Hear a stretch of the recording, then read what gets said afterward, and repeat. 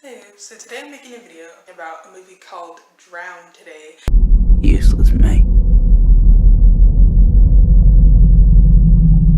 And I was like, this is what I get for watching movies that YouTube recommends to me, because I never watch anything from the YouTube recommended, but for some reason today I was like, let me see this.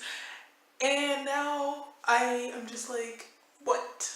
What did I just watch? Anyways, so Drown is this movie from a company called, I think it's Picadillo, something like that, Pictures. Anyways, YouTube keeps recommending me movies from this movie studio, and I'm like, what are you trying to imply, YouTube? But anyways, I was like, let me watch a movie. I haven't watched a new movie in a long time, plus maybe I'll find some new actors and people to look at, and who knows, it might be a good movie. I watched the trailer, seemed decent enough, and I'm like, this trailer did not prepare me for what I witnessed, because now I'm just like... But anyway, so let's get right into it. So when the movie is first opening, I forgot to note, I didn't remember any of the names of any of the characters, so we're just gonna use the names I made up for them. So we're just gonna go like that. So anyways, when the movie is first opening, we see this boy who kind of looks like Charlie Hunnam, but like, seriously, this looks like Charlie Hunnam gone off the rails, tragic version. So anyways, we see him, the crazy looking version of Charlie Hunnam, and we see this other boy that looks kind of like baby Zac Efron. I don't know how to explain it, but he just looks like a 5-year-old version of Zac Efron. And then we have their friend who's just kind of third wheeling, but we see them going to the beach. We actually see them driving, and they kind of crash, but not really, into this little thing, and they go to the beach, and the boy that looks like Zac Efron goes like, well, he's not even awake. He's actually like in this crazily drugged up state. And we just kind of see this from the beginning, and you're like, what did they do to him? Because then we see the boy that looks like Charlie Hunnam pick him up, and he drags him off to the beach. And I'm just like, what? Grab the other bottle. In the back.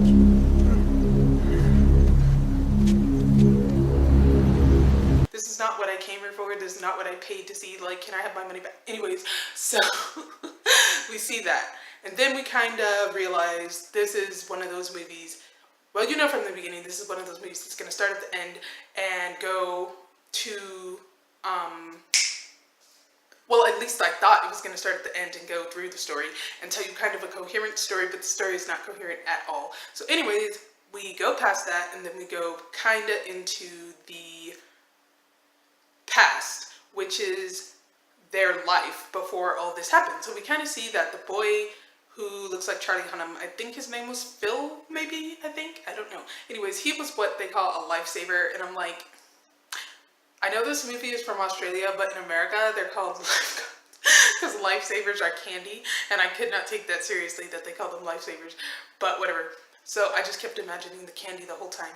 So anyways, they were going, and they saved this little boy on the beach, and we kind of see that this is where Phil and the boy who looks like Zac Efron kind of met for the first time, and we see them kind of talking. It's his first day on the job, and he's like, oh, I've been a lifeguard for all these years. So I guess what they're saying is being a lifeguard in this universe is kind of exclusive, and it's like, if you, kind of like the same way the Skull and Bones Club is, how exclusive being a lifeguard in this club is. 5 times. Generations, mate. Me, my old man, and then some. Then later along, a little bit along, about like 8-9 minutes into the movie, we see them playing this sport. I don't know really what this sport is called, because, I mean, coming from somebody who used to be like a professional swimmer, I never really saw this sport. I don't know what you call this, but I know I see people in tankinis, and they're running down the beach, and they're swimming in the ocean, and whatever, that's what's happening.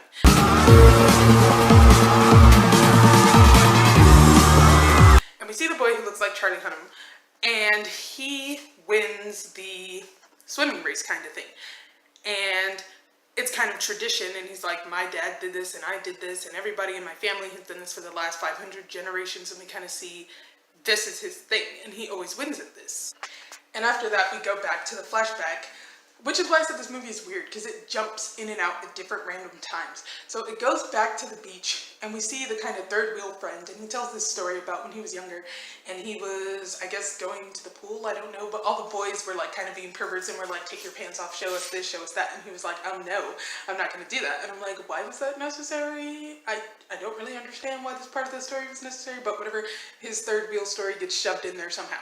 So anyways, then we go back to the boy who looks like Zac Efron, and they kind of show his story, and like he had a boyfriend and all that when he became a lifeguard, and it was like, I guess his first day on the job, so his boyfriend came to support him naturally and was like giving him a kiss and was like, okay, bye, have fun at your job today. And we see the boy who looks like Charlie Hunnam standing in the background like a creepy, like, I don't know, like a creepy crackhead just standing there like, and I'm like, what is wrong with you? Are you jealous that he has a man's and you don't? Go find yourself somebody. Like, why? I don't understand people who do that. If you see somebody like in love, in a couple, whatever, why are you gonna stand in the background and hate them? Go find yourself somebody. Like, what's wrong with you?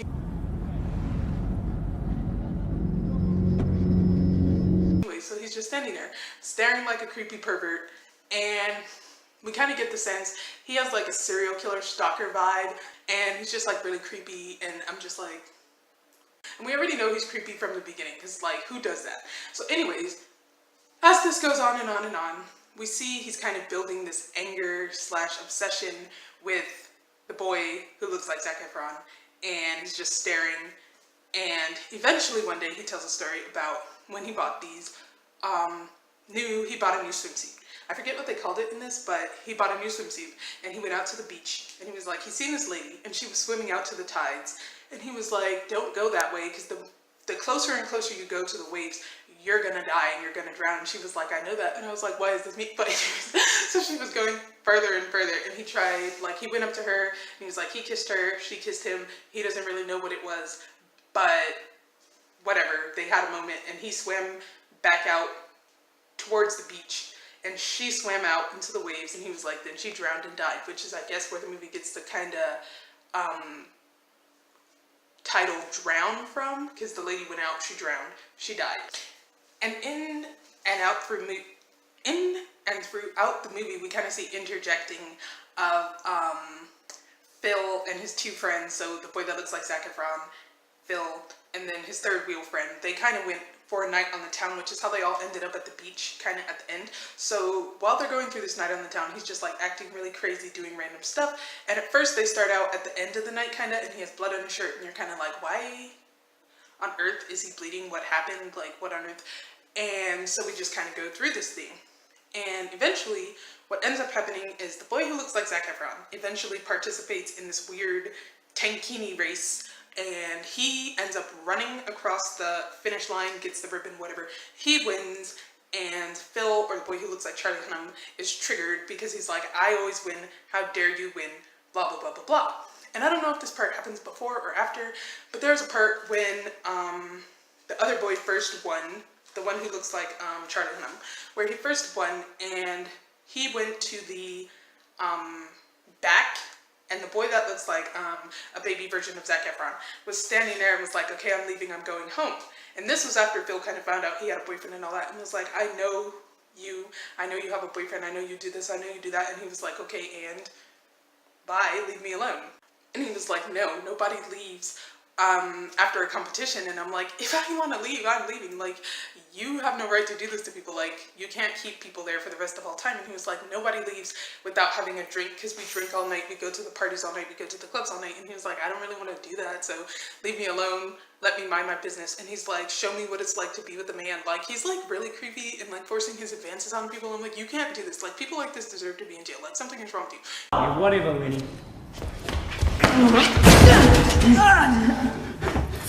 What's it like, huh? You need to stop. So he tries to like force himself on this boy, and he's like, get off of me, and pushes him on the floor. And he's like, I'm going to show you what we do to people that don't participate in tradition. And so they beat him up, they kind of punch him in the face. And this is the boy that looks like Zac Efron. So they're punching him in the face, and they're like attacking him for not wanting to be involved in their debauchery and blatant buffoonery.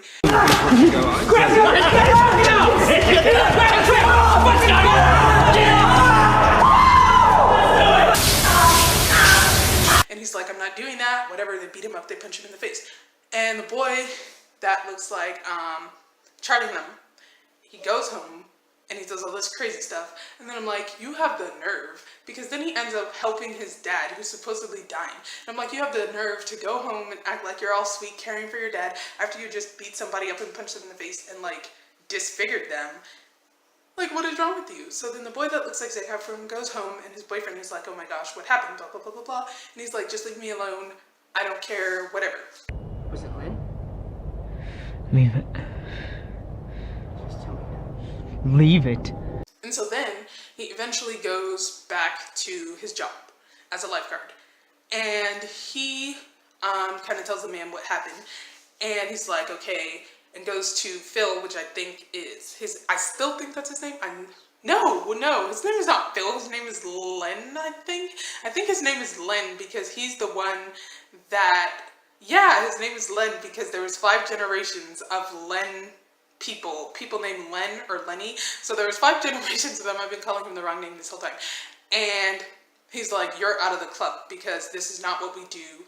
We aren't cavemen. We don't practice these barbaric things. What's wrong with you? And he's like, but I've been in the club for so long, blah, blah, blah, blah, blah. And I don't know why. For some reason, the boy that looks like Zac Efron feels some sort of sympathy for this absolutely insane person and is like, no, never mind. I slipped on a bar of soap, I cracked my head, and I stabbed myself in the face by mistake. And I'm like, what?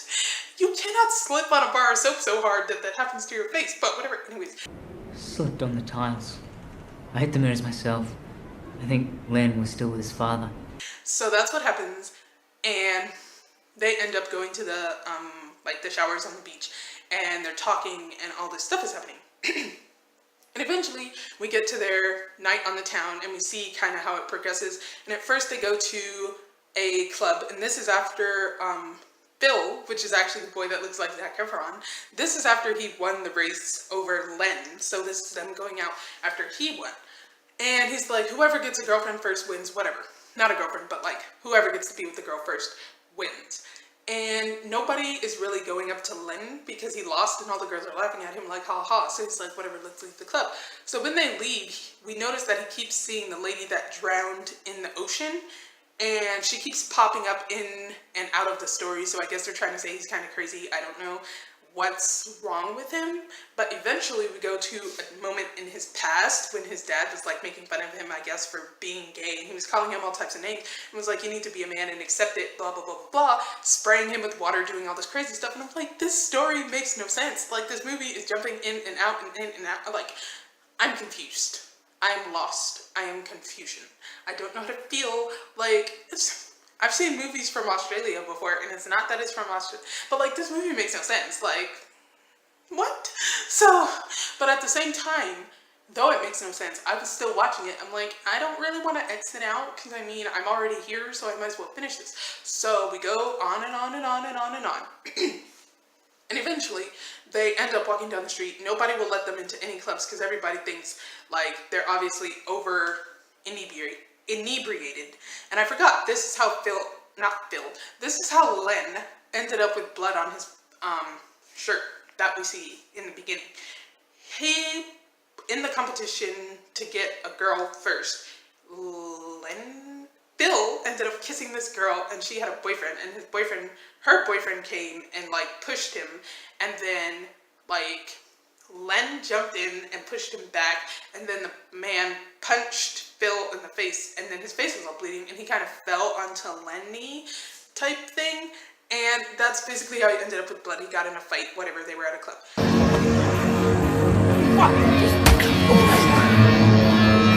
You fucking shit!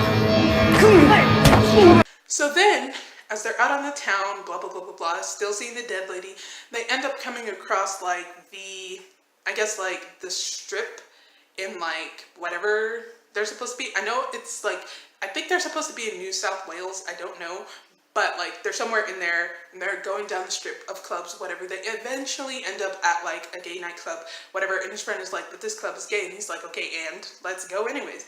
And I don't think he told anybody. He didn't really out Phil, so Len didn't really out him, but Len has his own, like, because of his, like, internalized homophobia, it makes him a violent person to people that are, like, out and open, because I think that maybe they're saying he was struggling with his own coming out in his own sense and being himself, that he was jealous that he could see somebody being so free and out there, and I'm like, see what happens when people suppress their emotions? This type of crazy stuff happens. Like, this is why people need to be out and open and expressive, because this way more complications happen when people aren't their true selves. Like, this type of stuff happens. Like, we've seen it before.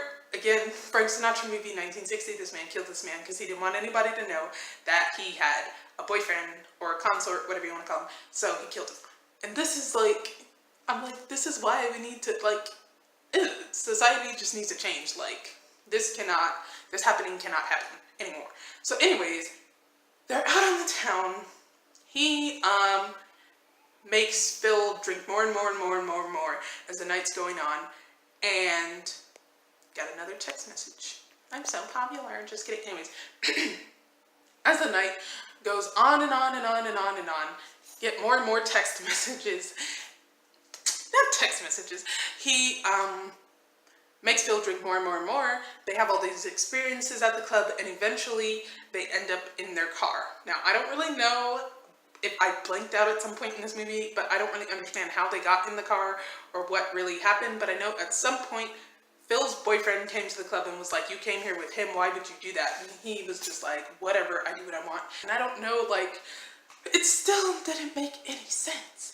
But anyways, we eventually get to the point where they're at the beach, closing, kind of close to the end of the movie, and they start taking off Phil's clothes, and I'm like, can somebody call O because I'm scared, somebody help, oh my god, like, it's not okay. And like, the whole movie he's been telling his friend to dig a hole, like their third wheel friend, the whole movie he's been like, dig a hole deeper, deeper, deeper, deeper, I want you to do this, I want you to do that. And we see that he has like these weird, like, sadistic tendencies and these things he wants to do. So he keeps making, these headphones are making a crazy noise, so he keeps making Phil drink more and more and more. He does all this crazy stuff to Phil, and eventually they end up in the hole. And this next scene, I'm like,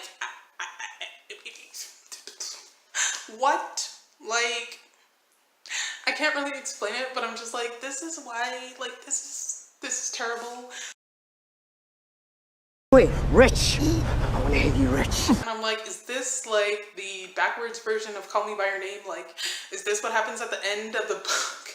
Like, oh my god, no. So eventually, after all this stuff happens, he tells his friend to fill in the hole with the sand. He's like, fill in the hole.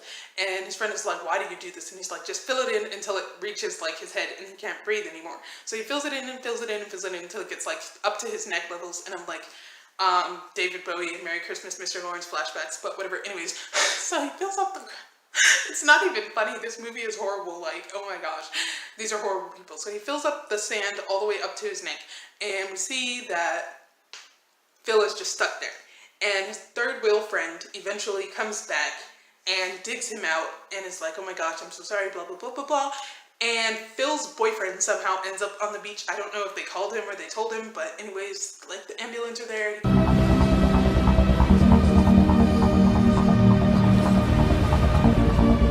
He calls them.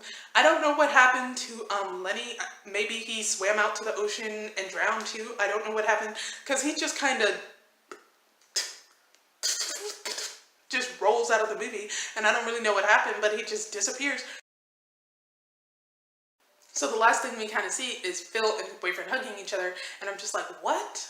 So that's how the movie ends, and I'm just like, this makes no sense. Like, what? Somebody who's watched this movie, like, properly tell me what is, like, what is the point of this movie and what happens in this movie, because I'm still lost. I'm still confused. I watched the whole movie. I don't know what happened, but yeah. So, like, that's what happened. This is maybe the craziest movie I've ever seen. That doesn't mean it's a bad movie. I just don't know how to feel about it. So, if I had to rate it, I would give it, like, about a, I guess it gets, like, a 7 from, like, dramatics. And I guess if I had to give it, like, a stars, it gets, like, a 3.5, because I don't know how to feel about it. So, yeah.